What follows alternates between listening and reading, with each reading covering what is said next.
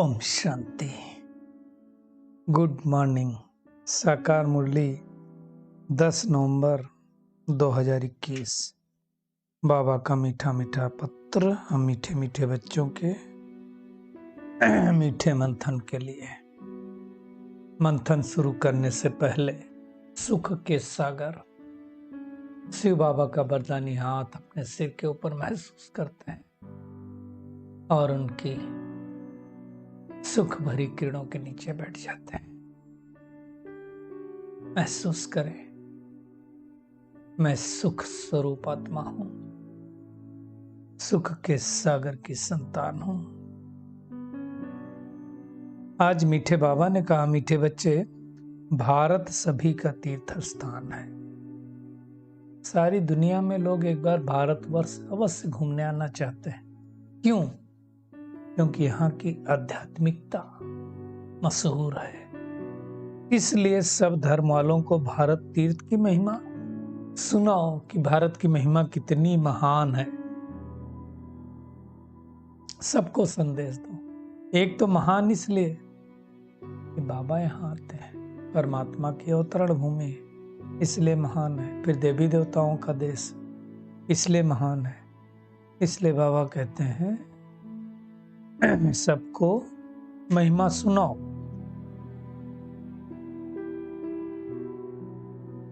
आज का प्रश्न है, किस पुरुषार्थ से तुम्हारी अंतमति सुगति हो जाएगी, निंद्रा जीत बन जाएंगे। देखिए बाबा एक एक चीज कैसे समझाता है। रात को बाबा कहते जब सोने जाते हो तो पहले बाप और वर्षे को याद करो। बाबा को याद करो, सतयुग को याद करो, ये वर्षा है हमारा। और फिर क्या करो, सुदर्शन चक्र फिराते रहो।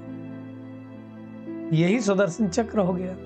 मतलब 5 स्वरूपों का अभ्यास करो और फिर जब नींद आए तो सो जाओ। फिर क्या होगा, अंतमति सुगति हो जाएगी। अगर मान लो कुछ हो भी जाए तो हम तो बाबा क्यों याद करके सोए थे। और फिर जब सवेरे उठेंगे तो क्या होगा, वही पॉइंट से याद आती रहेगी। अमृत बेला भी अच्छा हो जाएगा। बाबा कहते ऐसा अभ्यास करो तो तुम नींद को जीतने वाले भी बन जाएंगे। अब बाबा इतना समझाने के बाद कहते हैं जो करेगा सो पाएगा। करने वालों की चलन प्रसिद्ध होती जाती है। तो अपने आप से पूछे, क्या मैं आत्मा करने के लिए तैयार हूं? क्यों नहीं कर सकती हूं मैं आत्मा? अवश्य कर सकती हूं। ऐसा अपने आप संकल्प करना है। आज का गीत है, जो पिया के साथ है, इसके लिए ज्ञान बरसात है।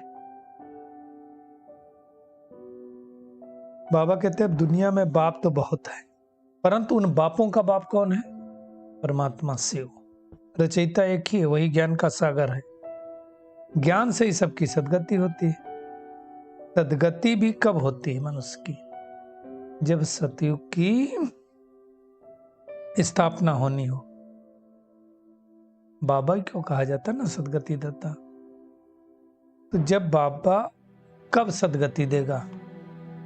जब पुरुषोत्तम संगम युग होगा, बाबा आएगा तो सदगति देगा ना। इस समय सारी दुनिया की दुर्गति है ना। 84 जन्म भारतवासियों को गाए जाते हैं। तो 84 जन्म कौन लेगा? जो 84 जन्मों के लायक होंगे वही तो लेंगे। मतलब देवताओं के भी 84 जन्म होंगे तो हम ब्राह्मणों के भी 84 जन्म होंगे। बाबा जब इस सृष्टि पर आता है परमधाम से, तो सबसे पहले सूक्ष्मतन रचता है ना। मतलब सूक्ष्म ब्रह्मा, सूक्ष्म विष्णु, सूक्ष्म शंकर, है ना। इसलिए उनको त्रिलोकीनाथ कहते हैं। तीनों लोकों का नाथ है ना। दुनिया में तो मनुष्यों के नाम भी ऐसे रख देते हैं। बाबा कहते हैं डबल डबल रख देते हैं।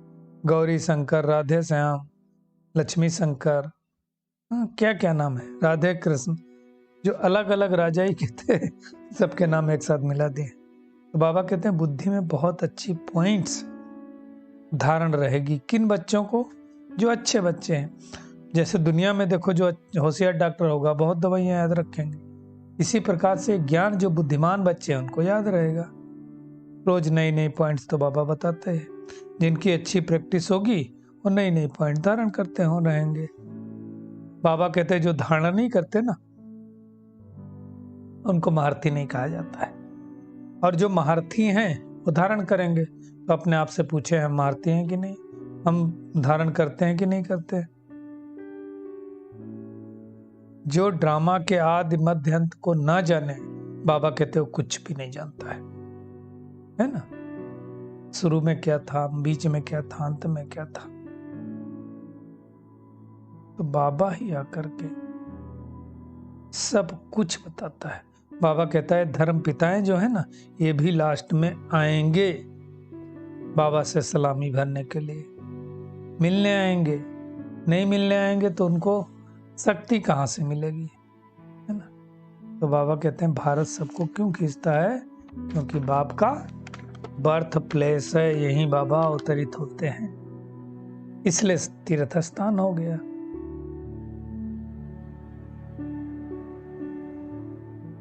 बाबा कहते हैं अब सारे मनुष्य आत्माएं तंग हो चुकी हैं, इसके लिए सब वापस जाना चाहती है। आते सब पार्ट बजाने हैं, पार्ट बजाते बजाते जब दुखी हो जाते हैं तो सोचते हैं वो वापस जाएं। तो बाबा आते हैं इस सृष्टि पर और सबको छुड़ा करके लेकर के चले जाते हैं। कल्प कल्प बाबा भारत में आते हैं। बाबा कहते हैं तुम सबको बताओ, निमंत्रण दो।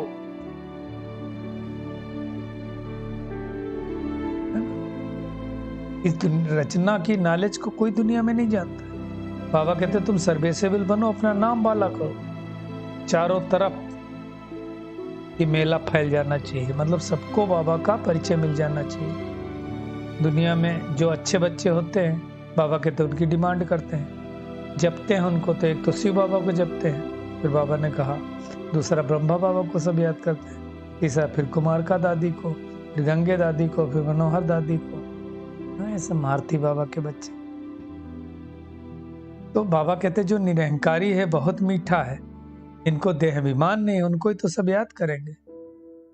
स्नेह दो तो स्नेह मिलेगा, इसको कहा जाता घुरते घुराए, जितना घोलोगे उतना मीठा होगा। तो बाबा कहते हैं तुम सब हो कर्मयोगी, अर्थात कर्म करते करते बाबा को याद करो, अपने घर को भी संभालो, क्लास में 1 घंटा पढ़ना भी है, फिर घर आकर के रिवाइज करना है। स्कूल में भी तो ऐसे करते हैं, बाबा कहते पढ़ करके फिर घर में जाकर के रिवाइज करते हैं। तो बाबा कहता है 1 घड़ी आधी घड़ी दिन में 8 घड़ी होती ना 8 घंटे होते ना, तो 8 घंटे में से कुछ पढ़ो, कुछ तो करो। उसमें भी बाबा कहता चलो आधी घड़ी पढ़ो, 15-20 मिनट भी क्लास में आकर के पढ़ना चाहिए, फिर धंधा दौरी करना चाहिए। कई बार बहुत सारे भाई बहन क्लास में लेट आते हैं, हम तो कहते हैं भले लेट आओ लेकिन आओ जरूर, नहीं आने वालों से तो अच्छा है ना। तो क्लास में जरूर जाना चाहिए, और जो रेगुलर क्लास में जाते हैं तो उनको रेगुलर प्राप्ति होती है, पार्ट टाइम नहीं, रेगुलर। मतलब समझने की बात है।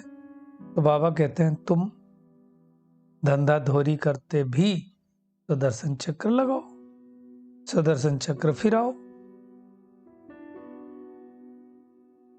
तो धीरे धीरे नींद को जीतने वाले भी बन जाएंगे, अंतमति सब गति हो जाएगी। बाबा कितनी अच्छी अच्छी बातें समझाता है जिससे हम ऐसे बन जाएं, फिर भी हम क्यों नहीं सुधरते हैं। हमारे पाप कर्म हमको खींचते रहते हैं, पाप कर्म अपनी तरफ खींचते हैं, आगे बढ़ने नहीं देते, माया अपनी तरफ खींचती है। मेहनत करके हमको माया जीत बनना है। बाबा कहते हैं शरीर तो धीरे धीरे ठीक है, इसका ध्यान रखना है, परंतु ये पुराना हो गया है ना। इसको सजाना नहीं है, ध्यान रखना लेकिन सजाना नहीं है, क्रीम पाउडर नहीं लगाना है ना। भविष्य में तो नया शरीर मिलने वाला है। बाबा कहते हैं कितना भी पाउडर लगाओ वर्थ नॉट पेनी है ना। अब हमारी सगाई किससे हुई? शिव बाबा से। तो बाबा कहते हैं जब किसी के साथ सगाई होती तो क्या होता है, पुराने कपड़े पहनता है ना। तो हमारी भी सगाई हुई तो हमको पुराने कपड़े पहनना, पर शिव बाबा के साथ जब जाएंगे ससुराल में तो नए कपड़े मिलेंगे, अर्थात नया शरीर मिलेगा। बाबा कहते हैं ज्ञान मान सरोवर, इसमें डुबकी मारते रहो तो सर की परियां बन जाएंगे, मतलब इस ज्ञान स्नान को रोज करते रहो। प्रजा को बाबा ने कहा परी नहीं कहते हैं, तो किसको कहेंगे? राजा को कहेंगे ना परी। फिर दुनिया में कहते हैं कृष्ण ने भगाया पटरानी बनाने के लिए। पटरानी बनाया ना, ऐसा थोड़ी कहेंगे प्रजा में चंडाल बनाया, प्रजा बनाया, नौकर चाकर बनाया। पटरानी बनाया ना, तो पटरानी बनना तो अच्छा है। तो बाबा कहते हैं पाठशाला और ये है मुख्य पढ़ाई, इस पढ़ाई को जरूर पढ़ना है।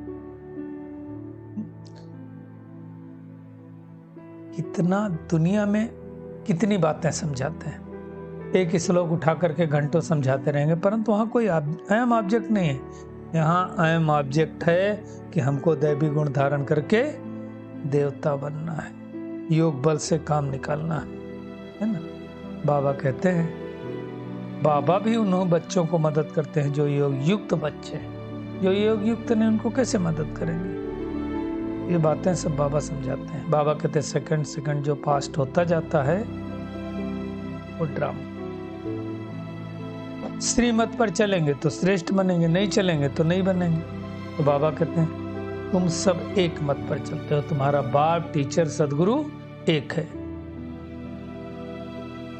रेस में बाबा कहते हैं जो लायक होशियार हैं उनको ही रखते हैं। जैसे दुनिया में जो अच्छे घोड़े होते हैं उनको ही रखा जाता है। तो हम भी बहुत अच्छे रेस में बनना है ताकि बाबा का नाम प्रत्यक्ष हो सके, है ना। शिवाचार्य भगवान हमें पढ़ाते हैं, हमने 84 जन्म लिए हैं, इस बात को बुद्धि में रखना है।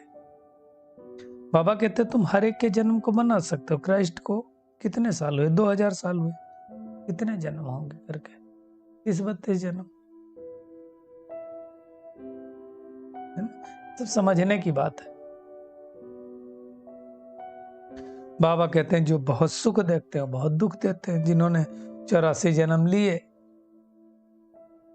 तो बहुत पहले आए थे, बहुत सुख भी देखा तो थोड़ा सा दुख भी देखते हैं। तो बाबा कहते हैं ये सब बातें तुमको विचार सागर मंथन करके निकालनी है, और टू मच में जाना भी नहीं। कोई ज्यादा बोले तो बोलो पहले बाप को याद करो, क्योंकि उनसे वर्षा लेना है, मेहनत करनी है। जितना हम याद करेंगे उतना वर्षा मिलता जाएगा। बाबा कहते हैं कोई समझते हैं कोई नहीं समझते। नहीं समझते हैं तो तुम्हारी भावी, तुम जानो। आज सारा दिन क्या करना है? एक तो भारत बाबा का बर्थ प्लेस है, तीर्थ स्थान है, तो सबको इसकी महिमा सुनानी है। शरीर को भी ठीक रखने के लिए क्या करना है? ज्ञान योग की धारणा करनी है। किसी भी चीज का लोभ नहीं करना है। ज्ञान और योग से अपने आप को सजाना है, स्थूल श्रृंगारों से नहीं। एक घड़ी आधी घड़ी जितना भी समय मिले पढ़ाई पढ़नी है और पढ़ानी है। ज्ञान योग में रेस करना है। आज का बाबा का खूबसूरत वरदान है, सर्व के दिलों के राज को जान, सर्व को राजी करने वाले सदा विजयी भव। दुनिया में नहीं कहते तुम्हारे दिल की बातें तुम ही जानो। हमको भी पता चल गया तुम्हारे दिल की बातें। दिल की बात कैसे पता चलेगी? बाबा कहते विजयी बनने के लिए हर एक के दिल के राज को जानना होता है। सामने वाले के प्रकंपन क्या रहे, सामने वाली आत्मा क्या चाहती है। किसी के मुख द्वारा निकलने वाले आवाज से उसके दिल के राज को जान लो तो विजयी बन सकते हैं। मतलब मुख से ना निकले उसके पहले जान लो। लेकिन दिल के राज को जानने के लिए कौन सा गुण चाहिए? अंतर्मुखता का गुण चाहिए। इसलिए कहा जाता है अंतर्मुखी सदा सुखी। जितना अंतर्मुखी रहेंगे उतना हर एक के दिल के राज को जानकर से राजी कर सकेंगे। तो आज से हमें अंतर्मुखता का भी गुण धारण कर लेना है। राजी करने वाले ही विजयी बनते हैं। तो हम तो राजी करने वाले हैं। स्लोगन है, वैराग्य ऐसी योग्य धरनी है जिसमें जो भी फल डालेंगे वो फलीभूत अवश्य होगा। वैराग्य मतलब पुरानी दुनिया से, पुरानी बातों से वैराग्य करेंगे ना, तो जो कुछ डालेंगे सब उसके अंदर फलीभूत होगा। चलिए परमात्मा किरणों के नीचे बैठ जाते हैं। महसूस करें मैं सुख के सागर की संतान, सुख स्वरूप आत्मा हूं। ज्ञान और योग से सजी सजाई कोटों में कोई आत्मा हूं। प्यारे बाबा को याद करके सुदर्शन चक्र फिरा करके अपने आप को श्रृंगारित करने वाली सुदर्शन चक्रधारी आत्मा हूं। सर्व के दिलों को जानने के लिए अंतर्मुखता से संपन्न आत्मा हूं। अब मुझे आत्मा को ज्ञान और योग की लेस करनी है। अपने आप को नई दुनिया के लायक बनाना है। अपने आप से हम प्रतिज्ञा करते हैं कि सोने से पहले सुदर्शन चक्र फिरा करके ही सोएंगे। प्यारे बाबा की याद में गुड नाइट बोल करके सो जाएंगे। शुक्रिया मीठे प्यारे बाप दादा, शुक्रिया आप सभी का इस मीठे मंथन के लिए। ओम शांति।